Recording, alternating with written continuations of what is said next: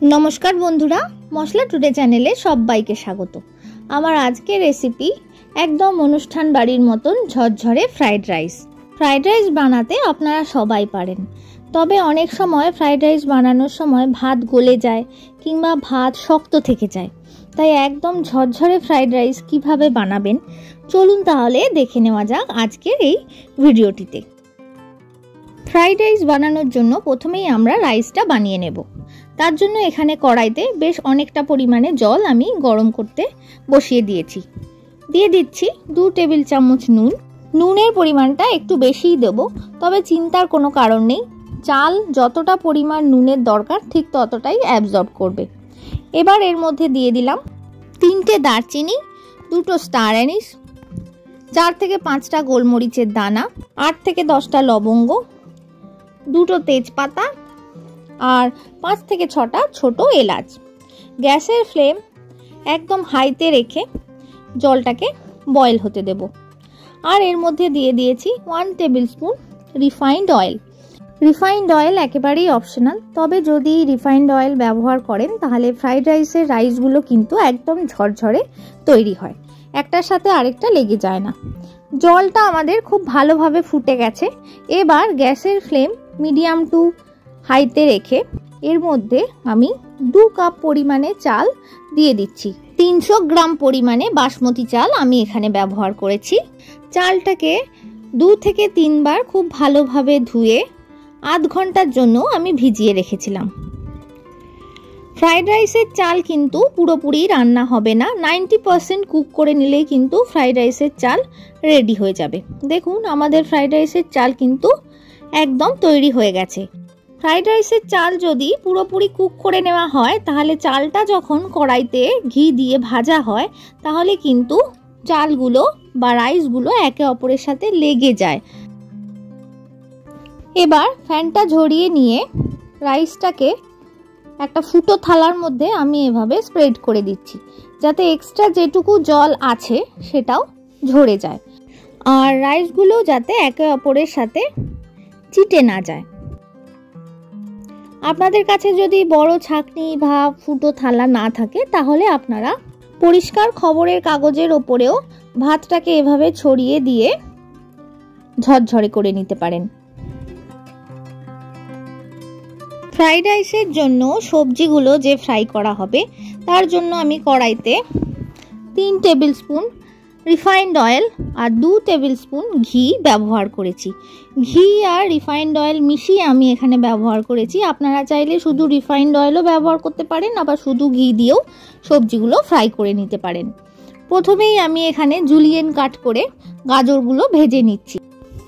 যে কাপ মেপে আমি চাল ব্যবহার করেছি সেই কাপ মেপেই হাফ কাপ পরিমাণে গাজর আমি এখানে ভেজে নিচ্ছি। আমি এখানে গাজরগুলো লম্বা লম্বা করে জুলিয়েন কাটের মতন কেটে নিয়েছি। আপনারা আপনাদের ইচ্ছে মতন গাজরগুলো কেটে নেবেন।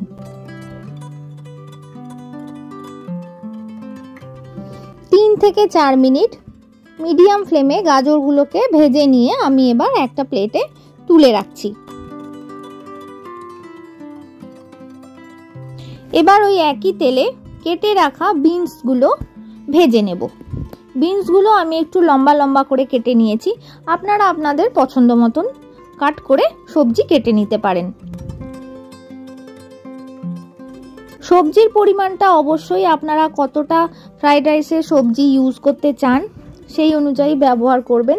অনেকেই ফ্রাইড রাইসে বেশি সবজি খেতে পছন্দ করেন না, সেক্ষেত্রে আপনারা সবজির পরিমাণ আপনাদের সুবিধে মতন ব্যবহার করতে পারেন।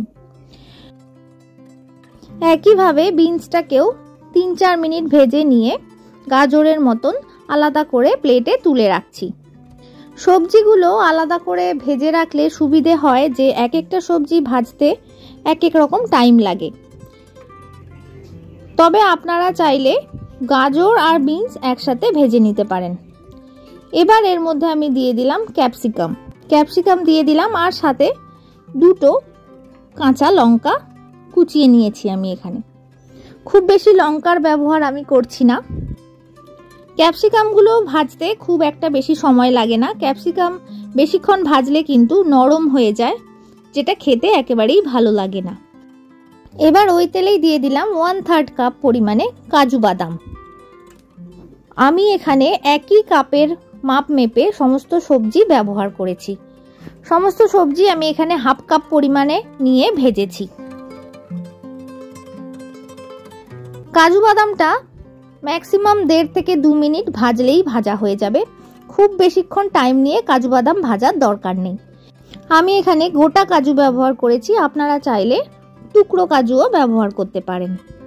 এবার ওই তেলেই দিয়ে দিলাম 1/3 কাপ কিশমিশ।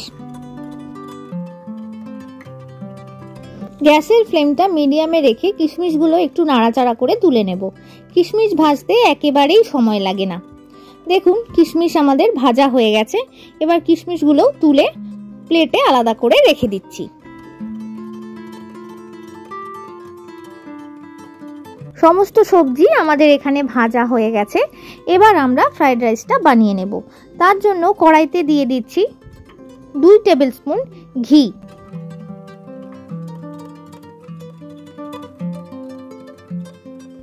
মিডিয়াম ফ্লেমে ঘিটাকে ভালোভাবে গরম করে নেব। আপনারা চাইলে পুরো রান্নাটা সাদা তেলেও করতে পারেন, তবে ফ্রাইড রাইসে ঘি ব্যবহার করলে খেতে খুবই সুস্বাদু হয়। ঘি গরম হয়ে যাওয়ার পর এর মধ্যে আমি 1 চা চামচ আদা বাটা দিয়ে দিচ্ছি। একদম লো ফ্লেমে আদাটাকে মিশিয়ে নেব ঘিয়ের সাথে। যতক্ষণ না আদার কাঁচা গন্ধটা চলে যাচ্ছে ঠিক ততক্ষণ আদাটা আমরা রান্না করে নেব বা ভেজে নেব।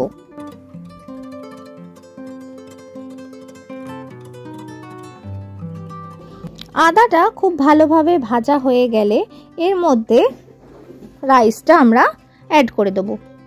অল্প অল্প করে রাইস আমি এখানে অ্যাড করছি, পুরো রাইসটাই আমি অ্যাড করে দিচ্ছি। আপনারা যদি অনেক বেশি পরিমাণে ফ্রাইড রাইস বানান সেক্ষেত্রে 2 বারেও ফ্রাইড রাইস বানিয়ে নিতে পারেন। সবজিগুলো অর্ধেক অর্ধেক করে রাইসের সাথে মিশিয়ে নিলে নুন আর চিনির পরিমাণটা কিন্তু ঠিক থাকে। তেজপাতাটা আমি ফেলে দিলাম, আপনারা যদি মনে করেন রেখে দিতে পারেন। দিয়ে দিচ্ছি স্বাদ মতো নুন আর স্বাদ মতো গুঁড়ো চিনি। আমি এখানে গুঁড়ো চিনি ব্যবহার করেছি কারণ গুঁড়ো চিনিটা খুব তাড়াতাড়ি রাইসের সাথে মিশে যায়। আপনারা চাইলে গোটা চিনিও ব্যবহার করতে পারেন, তবে সেটা মিশতে একটু টাইম লাগে।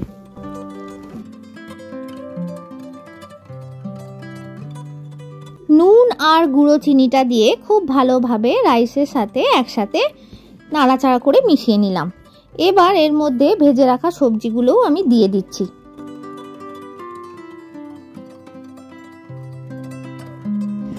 সমস্ত সবজি দিয়ে খুব ভালোভাবে আরও 3 থেকে 4 মিনিট একদম গ্যাসের ফ্লেম হাইতে রেখে ভেজে নেব, যাতে সমস্ত কিছু খুব ভালোভাবে রাইসের সাথে মিশে যায়। আপনারা যদি অনেক বেশি পরিমাণে ফ্রাইড রাইস বানাতে চান সেক্ষেত্রে যাতে পুড়ে না যায় তার জন্য কড়ার নিচে একটা মোটা তাওয়া রেখে দিতে পারেন।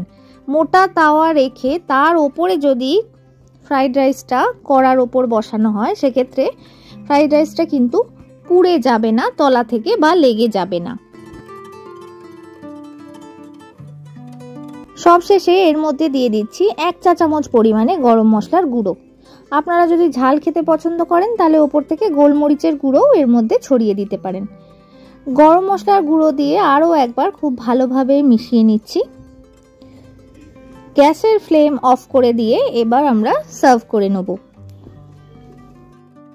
তৈরি হয়ে গেল আমাদের অনুষ্ঠান বাড়ির মতন একদম পারফেক্ট ঝরঝরে ফ্রাইড রাইস। আশা করি দেখেই বুঝতে পারছেন যে এই রেসিপি বানানো ঠিক কতটা সহজ। আমিষ নিরামিষ যে কোনো আইটেমের সাথেই কিন্তু এই ফ্রাইড রাইস খেতে অসাধারণ লাগে।